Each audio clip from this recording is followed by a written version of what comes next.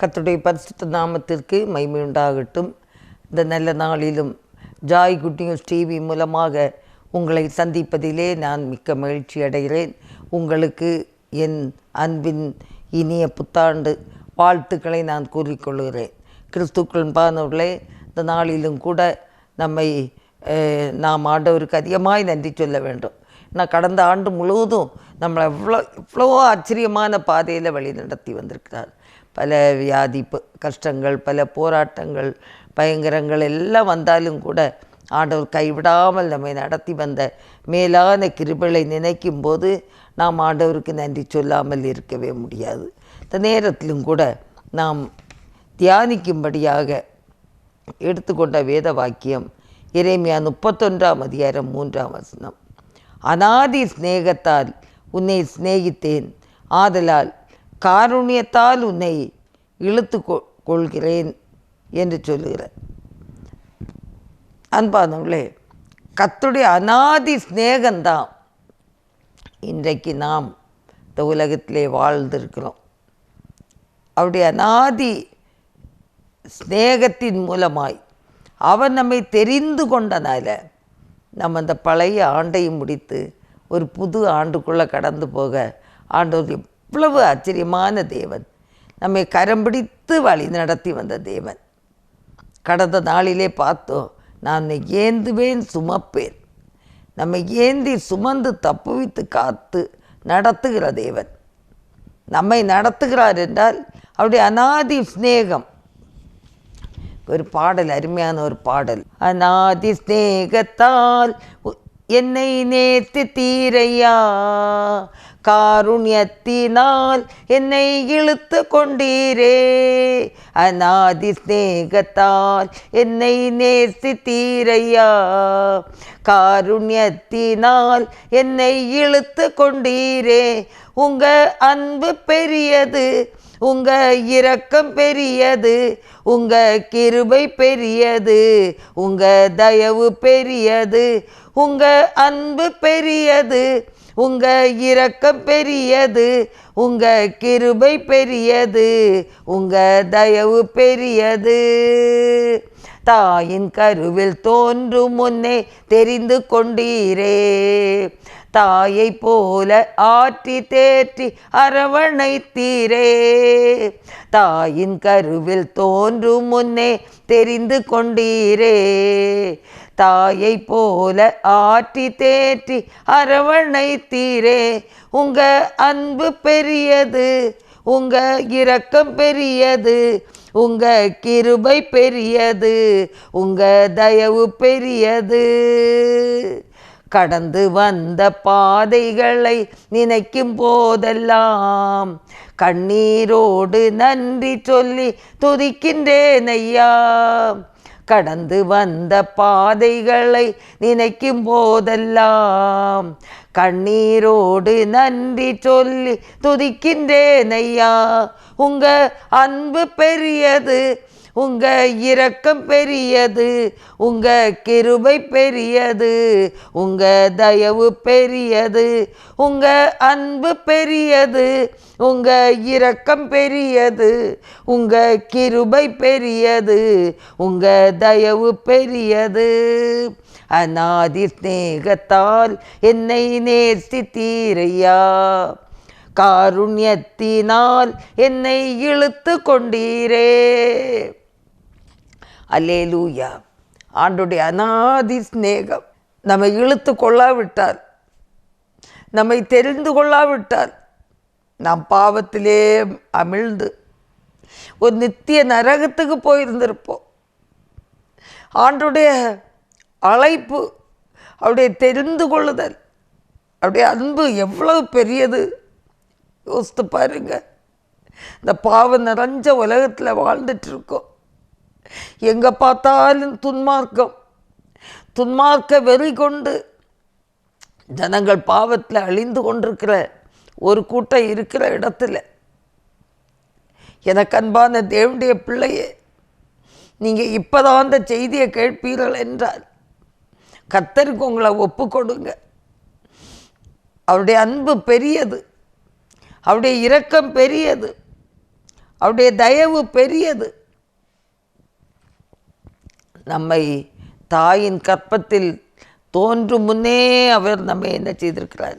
தெரிந்து கொண்டிருக்கிறார். அவர் நம்மை காருண்யத்தினாலே அவர் இழுத்திருக்கிறார். ஆகையினாலே அன்பானவர்களே, எதற்காக ஒரு அருமையான ஒரு மகிமைக்குள்ள நாம் கடந்து செல்லும்படியாக 2 தெசலோனிக்கேயர் 2ஆம் அதிகாரம் 13-14 வசனங்களை நாம் பார்க்கும்போது, கர்த்தருக்கு பிரியமான சகோதரரே, நீங்கள் ஆவியினாலே பரிசுத்தமாக்கப்படுகிறதினாலும் சத்தியத்தை விசுவாசிக்கிறதினாலும் இரட்சிப்படையும்படிக்கு ஆதி முதல் தேவன் உங்களை தெரிந்து கொண்டபடியினாலே நாங்கள் உங்களை குறித்து எப்பொழுதும் தேவனை ஸ்தோத்திரிக்க கடனாளியாயிருக்கிறோம். நீங்கள் நம்முடைய கர்த்தராகிய இயேசு கிறிஸ்துவின் மகிமையை அடையும் பொருட்டாக எங்கள் சுவிசேஷத்தினாலே இந்த இரட்சிப்புக்கு அவர் உங்களை அழைத்தார் என்று சொல்லி பார்க்கிறோம். எதற்காக அழைத்தார்? அந்த இயேசு கிறிஸ்துவின் மகிமையை அடையும் பொருட்டாக. இந்த சுவிசேஷ வசனத்தினாலே நாம் அந்த இரட்சிப்புக்கு அவர் நம்மை அழைத்திருக்கிறார். ஆச்சரியமான தேவன். அவரோடு கூட அந்த மகிமையிலே நாம் ஆளுகை செய்யும்படியாக. சின்ன பெரிய கஷ்டங்களை பார்த்து சோர்ந்து போயிடக்கூடாது. கொஞ்ச காலம் இந்த உலகத்தில் நம்ம வாழ்வோம். அப்புறம் ஆண்டவருக்கு நம்ம ஒப்பு கொடுத்து அவர் நம்மை அழைக்கும்போது அவருடைய மகிமைக்குள் அவர் நம்ம என்ன செய்கிறாராம்? வழி நடத்துகிறார் என்று சொல்லி பார்க்கிறோம். அதே போல் 2 தீமோத்தேயு 2:10 நாம் பார்க்கும்போது, ஆகையால் தெரிந்து கொள்ளப்பட்டவர்கள் கிறிஸ்து இயேசுவினால் உண்டான இரட்சிப்பை நித்திய மகிமையோடு பெற்றுக்கொள்ளும்படி சகலத்தையும் அவர்கள் நிமித்தமாக சகிக்கிறேன். அன்பானவர்களே, இது ஒரு ஊழியக்காரங்களுக்கு கூட சரியாக பொருந்தும். பவுலப்போஸ்தலன் சொல்கிறாரு, தெரிந்து கொள்ளப்பட்டவர்கள் கிறிஸ்து இயேசுவினால் உண்டான அந்த இரட்சிப்பை நித்திய மகிமையோடு பெற்றுக்கொள்ள வேண்டும். இதற்காக ஒரு ஊழியர் தன்னை என்ன செய்கிறாராம்? சகித்து சுவிசேஷத்தை அறிவிக்க செல்லுகிறார். அப்போ சுவிசேஷத்தை அறிவிக்கிறவர்கள், ஜெப ஊழியத்தை செய்கிறவர்கள், காணிக்கை கொடுத்து ஊழியத்தை தாங்கிறவர்கள், சில கஷ்டங்கள் வந்தாலும் அதை சகிக்க வேண்டும்.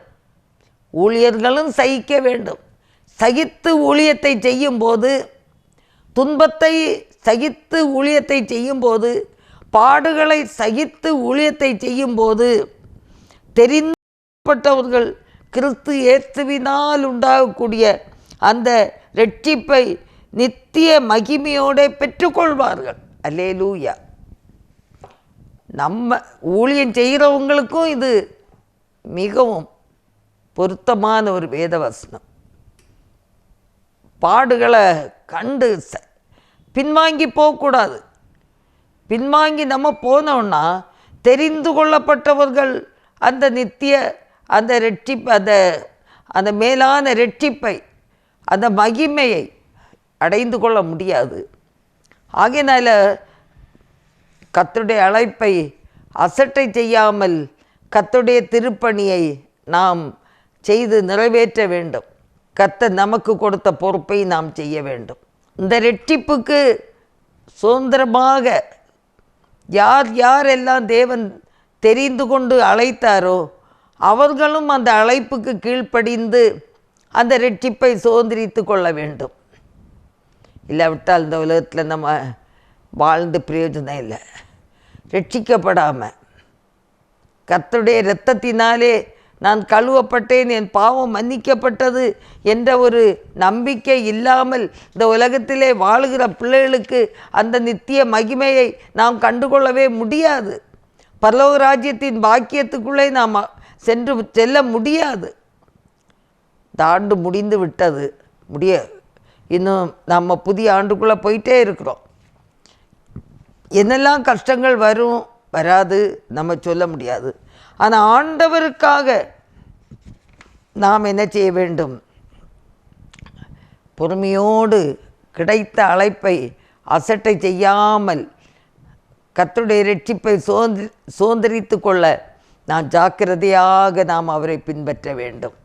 2 தீமோத்தேயு 1:9 அவர் நம்முடைய கிரியைகளின்படி நம்மை ரட்சிக்காமல் தம்முடைய தீர்மானத்தின்படியும் ஆதிகாலம் முதல் கிறிஸ்து இயேசுவுக்குள் நமக்கு அருளப்பட்ட கிருபையின்படியும் நம்மை ரட்சித்து பரிசுத்த அழைப்பினாலே அழைத்தார் என்று சொல்லி பார்க்கிறோம். ஆண்டோடைய அழைப்பு ஒரு பரிசுத்தமான ஒரு அழைப்பு. அல்லேலூயா. அன்பானவர்களே, இந்த அழைப்புக்கு கூட நானும் எத்தனையோ காலங்கள் பின்மட்டி இருந்திருப்பேன். ஆண்டோடைய அழைப்பு ஒரு விசேஷித்த அழைப்பு. நான் 12 வயது சிறு வயதாக இருக்கும்போது அன்பானவர்களே, ஒரு ஆவிக்குரிய கூட்டத்தில் ஒரு இரவு கூட்டத்துக்கு தான் நான் போயிருந்தேன். அதில் ஒரு சன்னியாசினி அம்மா வந்திருந்தாங்க. அந்த டைமில் எனக்கு பெரிய செய்தி கேட்கணும்னு இல்லை, சன்னியாசினி அம்மானா எப்படி இருப்பாங்க, இதுதான் எனக்கு கேள்வி. சரி, இதற்காகத்தான் நான் மெயினாக போயிருந்தேன். போனால் சின்ன பிள்ளைங்கெல்லாம் முன்ன வாங்கன்னு கூப்பிட்டாங்க. நான் போகவே இல்லை. எங்கள் சித்தி பக்கத்துலேயே நான் நடுவில் உட்காந்துக்கிட்டேன். இந்த அம்மா நல்லா பேசுகிறாங்க. அந்த காலத்துலையாவது மைக்கு சொல்லுங்கள், ஒன்றுமே இல்லை. ஆனால் அவங்க சத்தம் அப்படி கணீர்னு இருக்குது. அவங்க கூட்டம் நடந்துகிட்டே இருக்க நேரம் அப்படியே வராங்க. நான் அப்படியே கொஞ்சம் கண்ணு போட்டு கொஞ்சம் பார்த்தேன். எனக்கு நேரே வர்றது மாதிரி இருந்த உடனே கண்ணை இருக்க பொத்திக்கிட்டேன். வந்து என்னை தலையில் கையை வைத்தாங்க. வச்சுட்டு, மகளே, கர்த்தர் உன்னை ஊழியத்துக்கு அழைக்கிறார், நீ போவியான்னு கேட்டாங்க. அப்போ நான் அப்படி பார்த்துட்டு சொன்னேன், நான் சின்ன பிள்ளை, எனக்கு தெரியாதுன்னு சொன்னேன். அப்புறம் திருப்பியும் சத்தமாக, மகளே, கர்த்தர் உன்னை ஊழியத்துக்கு அழைக்கிறார், போவியான்னு கேட்டாங்க. நான் சொன்னேன், எங்கள் அப்பா விட மாட்டாங்கன்னு சொன்னேன். அந்த அம்மா திருப்பியும் 3வது, மகளே, கர்த்தர் உன்னை ஊழியத்துக்கு அழைக்கிறார், போவியான்னு கேட்டாங்க. ஏன்னா என்ன சொல்லணும்னு தெரில. எங்கள் சித்தி பக்கத்துலேன்னு சொன்னாங்க, ஏசப்பா அழைச்சா போவேன்னு சொல்லி, ஏசப்பா அழைச்சா போவேன்னு சொல்லுன்னு. அப்போ தான் ஏசப்பா அழைச்சா போவேன் அப்படின்னு சொன்னேன். உடனே போயிட்டாங்க. கூட்டம் முடிஞ்ச உடனே நீங்கள் யாருக்கு தலையில் கை வச்சனோ முன்னால் வந்துட்டு போங்க அப்படின்னு. அப்போ நான் போய் உட்கார்ந்தேன். ஏசப்பா ஒன்று அழைப்பாரும்மா, ஊழியத்துக்கு அழைப்பார், நீ போயின அப்படின்னு சொல்லி ஜெபம் பண்ணி அனுப்புனாங்க. எனக்கு அதோட சரி. அப்புறம் 17 வயது ஆகும்போது நான் தேவியோடு சிஎஸ்ஐ சர்ச்சில் நான் மெம்பர்ஷிப்பு அந்த டைமில். அப்போ நான் பிபிஎஸ்சில் இருந்தேன். அப்போ அந்த பிபிஎஸ் டைரக்டர் அண்ணாச்சி சொன்னாங்க, இங்கே இருக்கிற ஒரு டீச்சர் ஊழியத்துக்கு தான் போவாங்க. அந்த ஊழியம் அவங்களுக்கு கடினமாக இருக்கும். ஆனால் கடைசி வரை அவங்க கண்ணீரின் பள்ளத்தாக்கு தான், ஆனால் ஊழியம் செய்வாங்க அப்படின்னு சொன்னாங்க.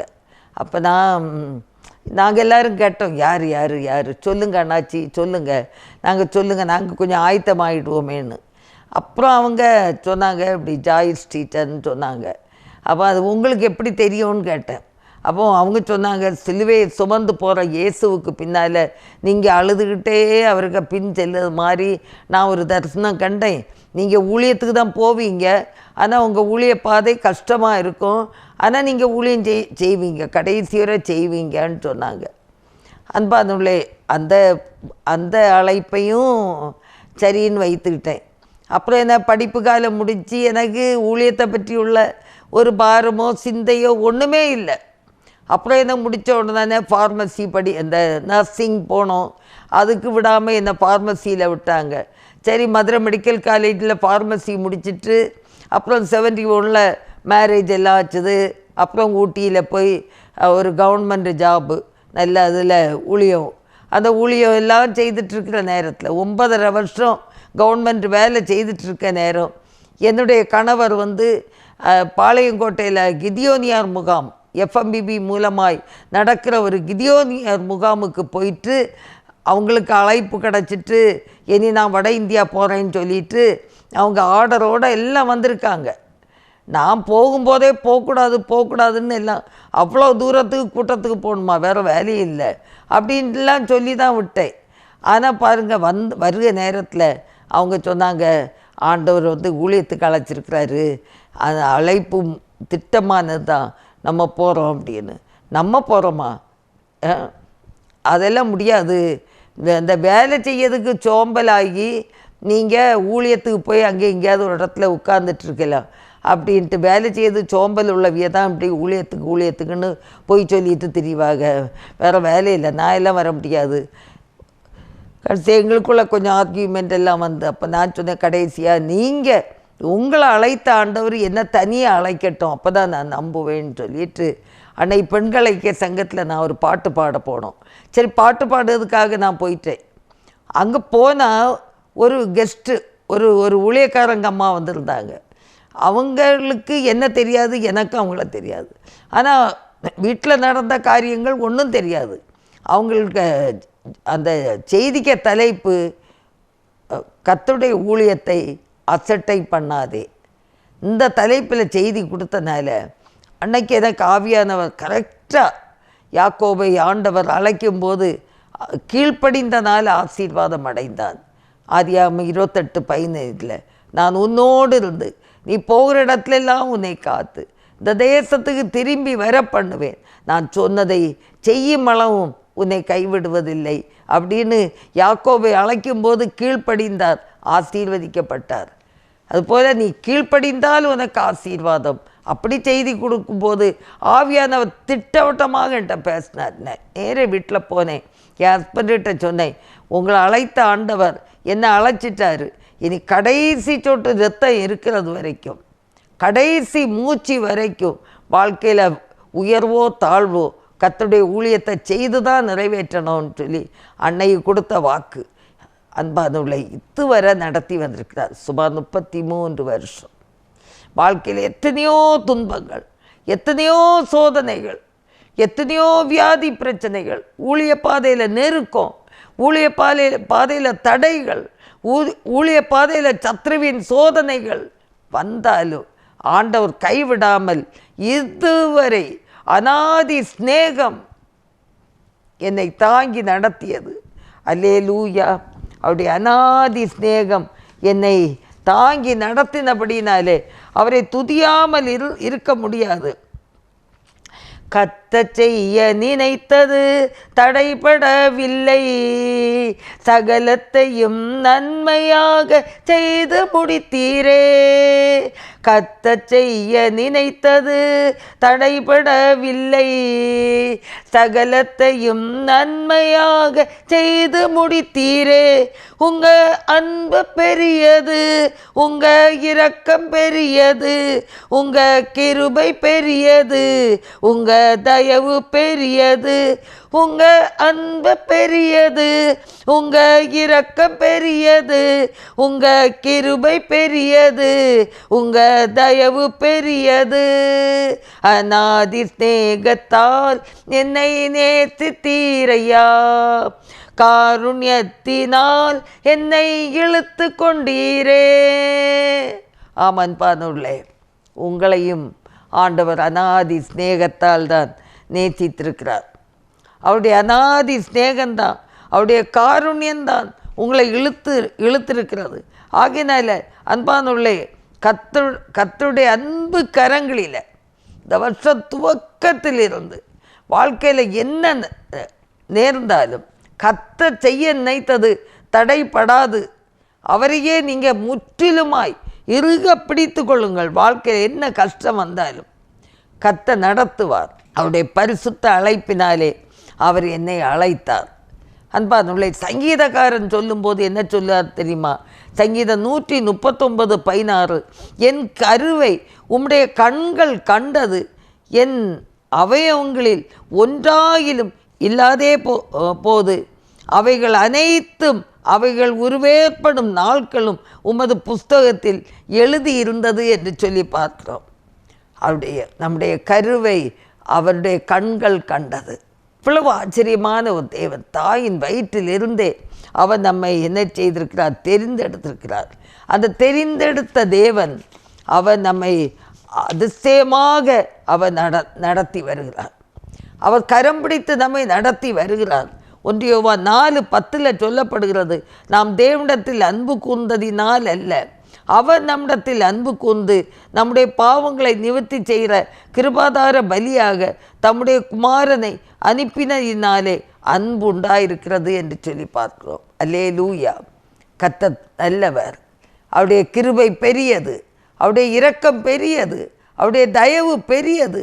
அவருடைய அன்பு கரங்களிலே நம்மை ஒப்பு கொடுப்போம். ஆண்டவரே, எந்த சூழ்நிலையிலும் நான் உம்மை உறுதியாய் பற்றி கொள்வேன். ஆண்டவரே, அவரிடத்தில் இருக்கிற பிள்ளைகளை கர்த்தர் ஆசீர்வதிக்கிறார்.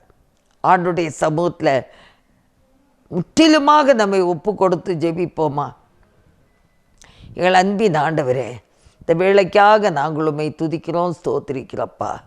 நீ சர்வ வல்லமுள்ள தேவன், அதிசயங்களை செய்கிற தேவன், அற்புதங்களை செய்கிற தேவன். உம்முடைய கரம் ஆண்டவரே ஆசீர்வதிக்கிற கரம். ஆண்டவரே, எங்களை தாயின் கர்ப்பத்திலிருந்தே எங்களை தெரிந்தெடுத்திருக்கிற மேலான கிருபை எவ்வளவு பெரியதென்று நினைக்கும் போது எங்கள் உள்ளத்தின் ஆழத்தில் இன்னும் ஸ்தோத்திரிக்கிறோம். காருண்யத்தினால் எங்களை ஆண்டவரை இழுத்து கொண்டீரே தகப்பனே. உங்கள் அன்பு பெரியதப்பா, உடைய இரக்கம் பெரியதப்பா, உடைய தயவு பெரியதப்பா, உமது கிருபை பெரியதப்பா. நாங்கள் நன்றியோடு துதிக்கிறோம், ஸ்தோத்திரிக்கிறோப்பா. ஹல்லேலூயா, ஹல்லேலூயா. ஆவியானவரே உமக்கு ஸ்தோத்திரம், பரிசுத்த ஆவியானவரே உமக்கு ஸ்தோத்திரம், சர்வ வல்லமுள்ளவரே உமக்கு ஸ்தோத்திரம், சகலத்தை நன்மையாய் நடத்தி வருகிறவரே ஸ்தோத்திரம். எங்களை இந்த வேளையில் தாழ்த்தி ஒப்பு கொடுக்கிறோம். நீரே பொறுப்படுத்தி கொள்ளும், எல்லா குறை குற்றங்களையும் மன்னித்தரலும். இயேசு கிறிஸ்துவின் நல்ல நாமத்தில் ஜெபங்கேளும் பிதாவே. ஆமேன், ஆமேன். கர்த்தர் தாமே உங்களை ஆசீர்வதிப்பாராக. ஆமேன்.